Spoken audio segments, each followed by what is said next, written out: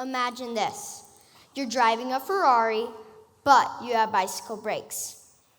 Yeah, that's my brain. This is how Dr. Edward Hallowell describes ADHD to his patients. Now imagine this.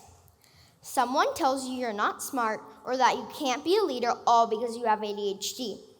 This is exactly what happened to me. Hi, I'm Hannah Campbell, and I have ADHD. Now I'm sure you've all heard of ADHD, but are you really that familiar with it? ADHD stands for Attention Deficit Hyperactive Disorder. According to kidshealth.org, a person with ADHD has differences in brain development and brain activity that affect attention, the ability to sit still, and self-control. This can affect their relationships, schoolwork, or job performance, and even cause low self-esteem or depression if ADHD is not treated. According to HealthNet.com, about 6.1% of American children are being treated for ADHD with medication. Unfortunately, roughly 23% of American children aren't receiving medicine or getting mental health counseling for their disorder. The ways you talk to us and talk about us makes a difference in how we feel about ourselves. Having a support system and people that believe in you can make a huge difference in being successful. I know that this year, I'm successful thanks to my parents and awesome teachers. I know that I didn't think I'd be successful once I was diagnosed with ADHD. I was focused on so many of the flaws that can come with being neurospicy, as my mom likes to call it. But my support system helped me see my strengths. Raise your hand if you think you know someone who is neurospicy. You may be wondering, how should I help this person?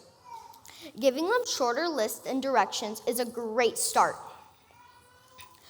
Often when you think of someone with ADHD, you might imagine someone who is disorganized, careless, and forgetful.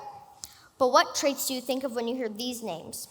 Michael Jordan, Bill Gates, Walt Disney? Traits like creativity, being able to hyper-focus, risk-taking, and thinking outside the box come to mind. What if I told you that they've all been diagnosed with ADHD?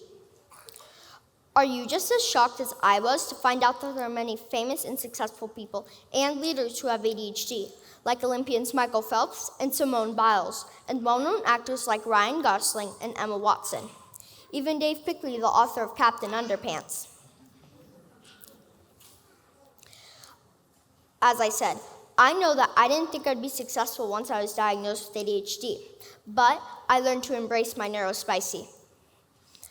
As Avocado Elementary School Safety Patrol Captain, I was promoted to Major by the California Highway Patrol.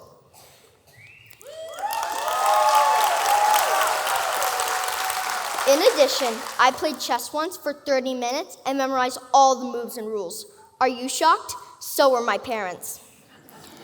When something interests me, I will hyper-focus on it and can do amazing things.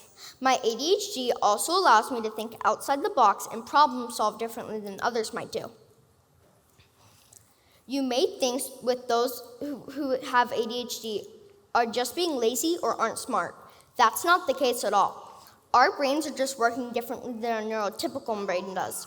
So remember, having ADHD doesn't mean you can't do hard things. It just means you do hard things differently.